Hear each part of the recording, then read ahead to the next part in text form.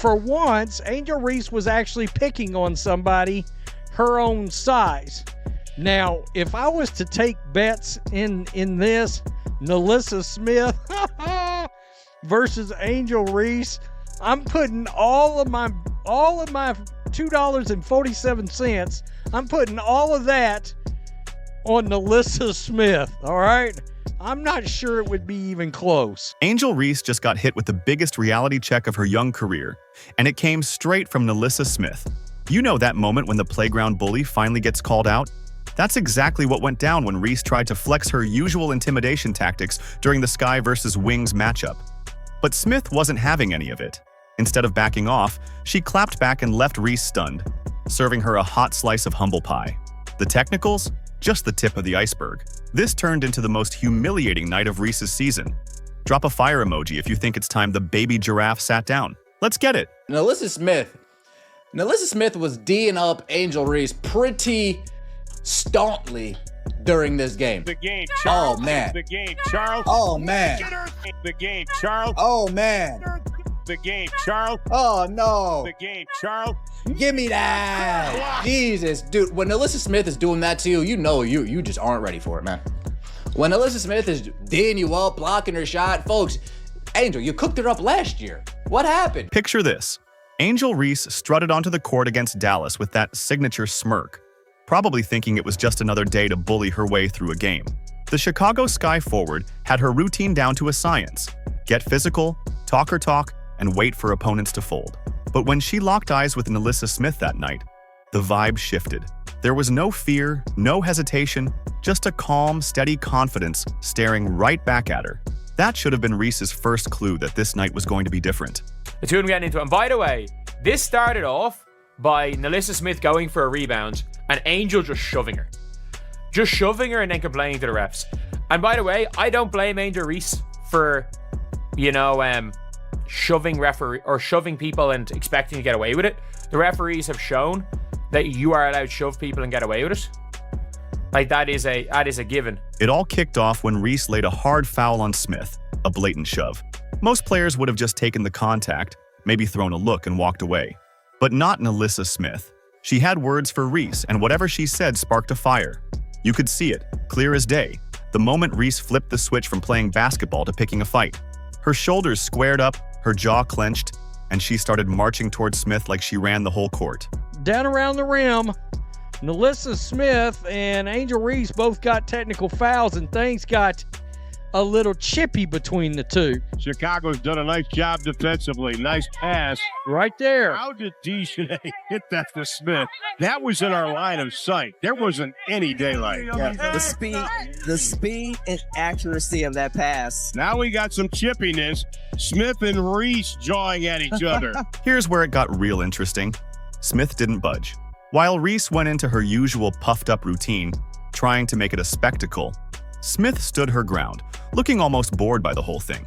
The contrast was wild, Reese getting louder and more worked up, while Smith stayed calm and collected, like she'd seen it all before.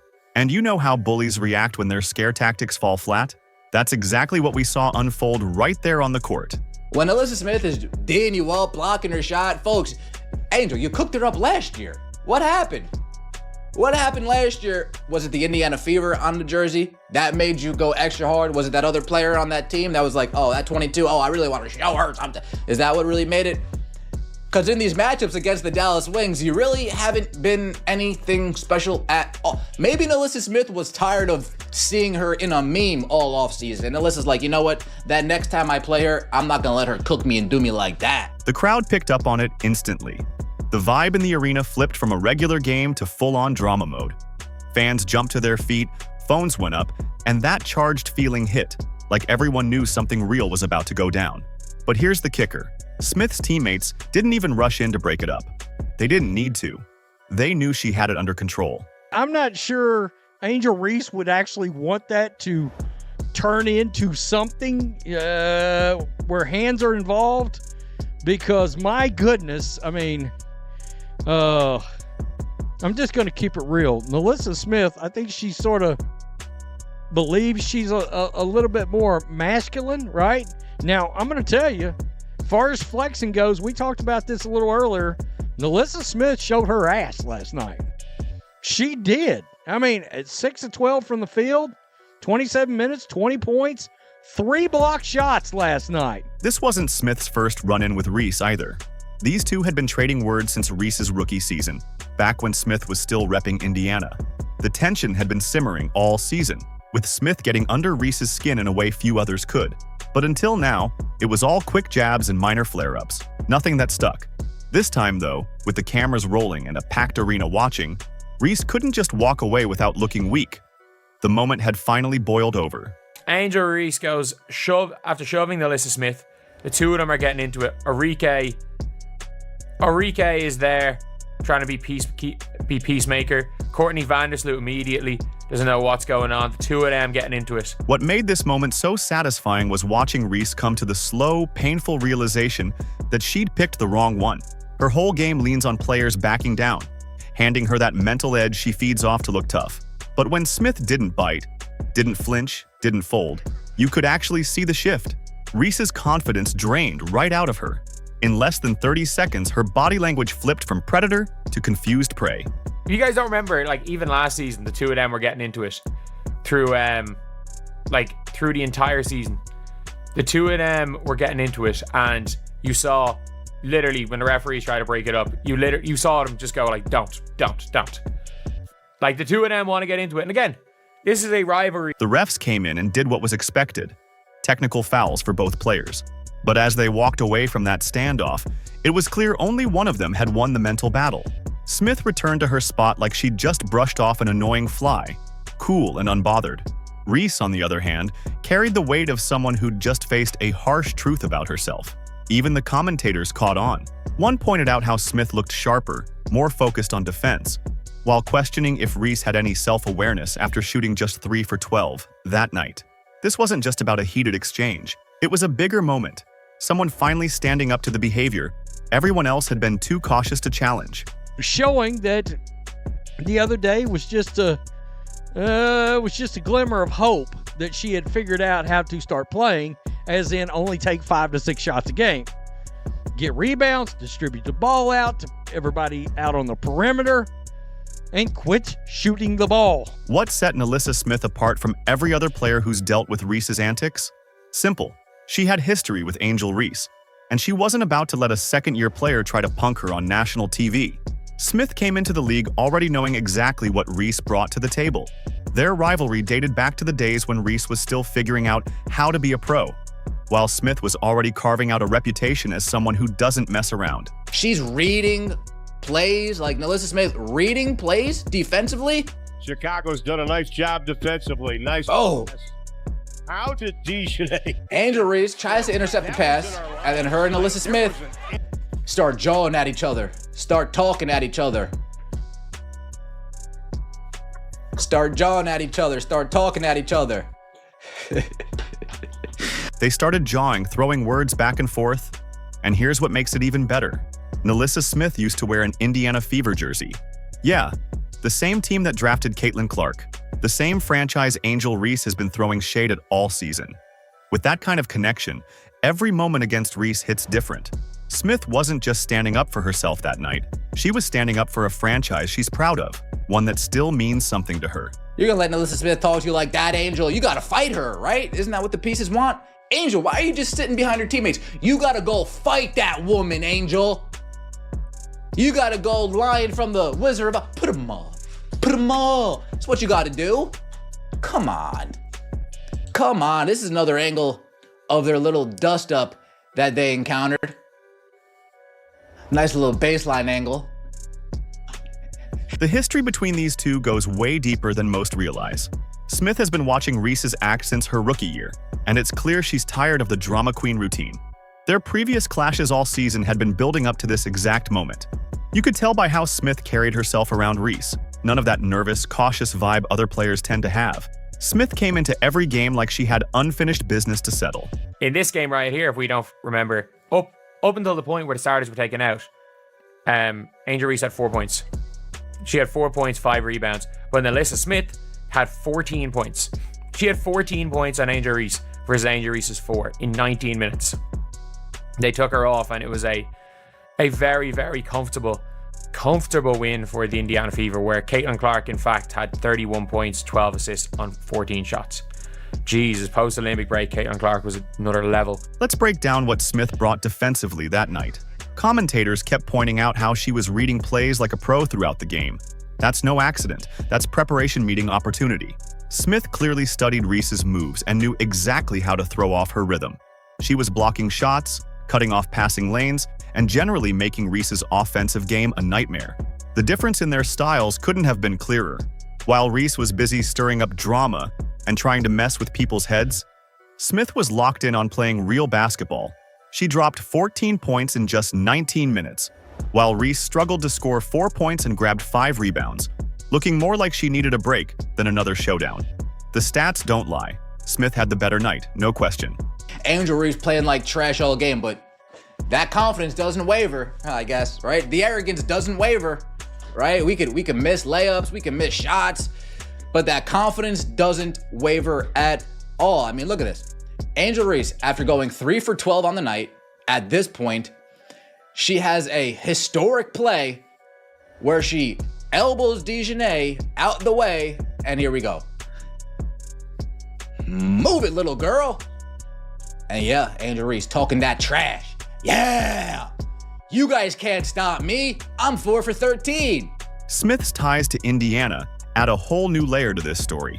She spent time with that organization, absorbed their culture, and knows exactly what professional basketball demands. So when she sees someone disrespecting those standards, it hits harder. That night, Smith wasn't just standing up for herself. She was standing up for every player who believes in doing things the right way. What's really fascinating is that in a previous matchup, Reese had outplayed Smith pretty clearly. But Smith took that loss, learned from it, and came back stronger. That's what real competitors do. They adapt, they improve, and they refuse to let past defeats dictate future battles. You're not seeing Angel Reese chase after NaLyssa Smith here. This is one of those basketball fights where no basketball things where people chirp at each other and they don't jump up and run after the person. Like, you know it's a bit different on that one there. And Smith embodies exactly what many fans have been craving. Someone who matches Reese's intensity without the extra drama. She backs up her confidence with real skill and professionalism. When Smith blocked Reese's shots and dominated both ends of the court, she was making a clear statement that couldn't be ignored. The best part? It all looked effortless. She didn't have to stir up drama or create controversy. She just played her game and let her performance speak for itself. That's probably what got under Reese's skin the most. Her usual tactics didn't work at all against someone who simply refused to get caught up in the nonsense. You know what's going to be funny one of these days? When none of her teammates try to get in the way of anything. Is she going to actually charge? Is who's actually going to charge? One could say they're not in the way here, but she didn't. Oh yeah, NaLyssa's standing there here. Oh, okay. Well, she got a teammate right here. Oh, this is interesting. Interesting. Dejanay does come around right there. You saw her. She's kind of trying to say, hey, calm down, boo. Calm down. Smith completely blew Reese's intimidation tactics out of the water, revealing them as nothing but smoke and mirrors. When faced with real competition from someone unshaken, Reese's whole act fell apart. The league's been struggling with this pattern for months, and Smith's performance just brought it into sharp focus. This whole Reese versus Smith clash is only the beginning. It's a symptom of a league losing grip on player behavior. Think this was a one-off? Think again. The WNBA has been seeing a sharp rise in technical fouls and on-court confrontations all over the league. Players risk suspension after 7 technicals, with even harsher penalties after that. The fact that these rules exist at all says a lot about how widespread this issue has become. Through your perspective on the flagrant foul, what was the point you were trying to make to her? It's just a good take foul, If either Angel gets wide open 2 points or, we send him to the free throw line. Nothing malicious about it. It's just a good take foul. Every basketball player. What's really frustrating is how the league handles these situations. Both Reese and Smith got the usual technical fouls for their confrontation. End of story.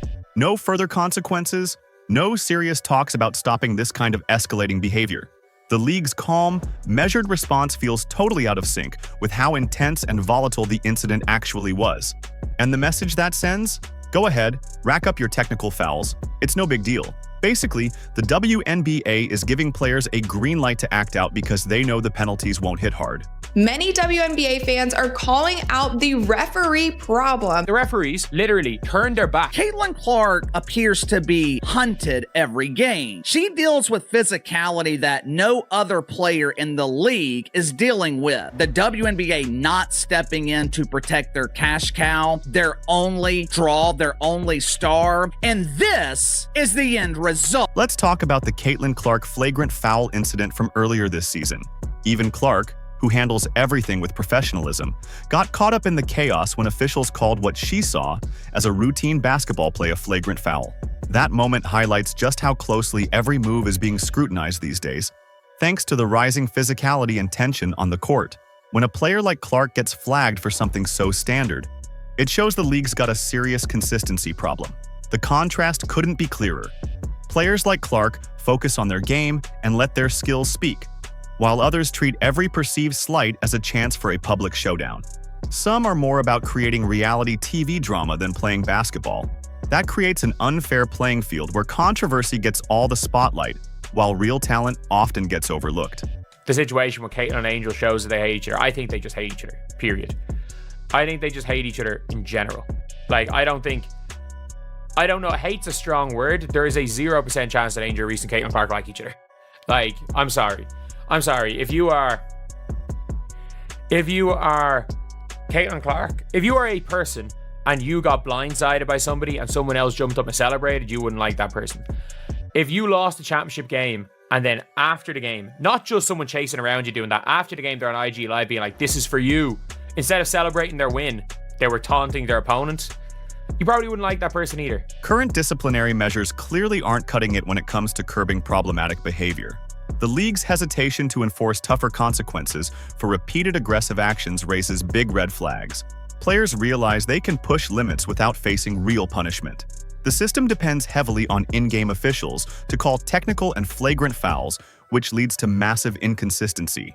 These calls are subjective and can change, depending on the referees or the game situation. That inconsistency seriously undermines any deterrent the rules are supposed to provide.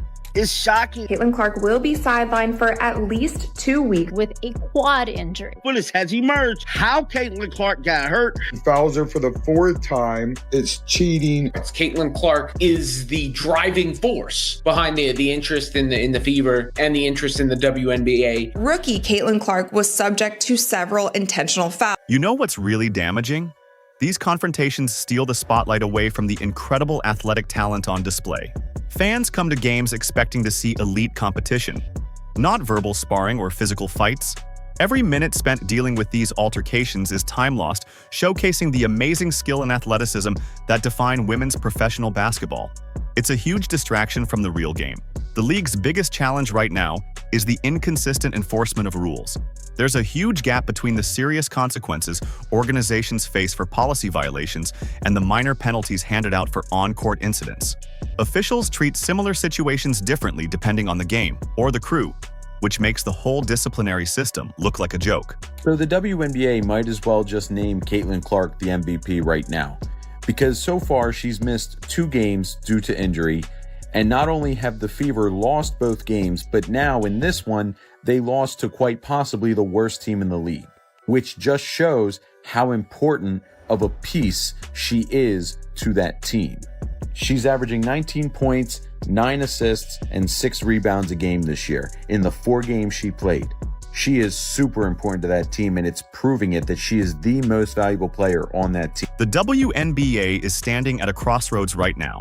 How the league responds to recent incidents will shape whether it cements its status as a top-tier professional sports organization or keeps getting drowned out by manufactured controversies. It feels like short-term drama, and attention are taking priority over long-term professionalism and preserving the league's integrity.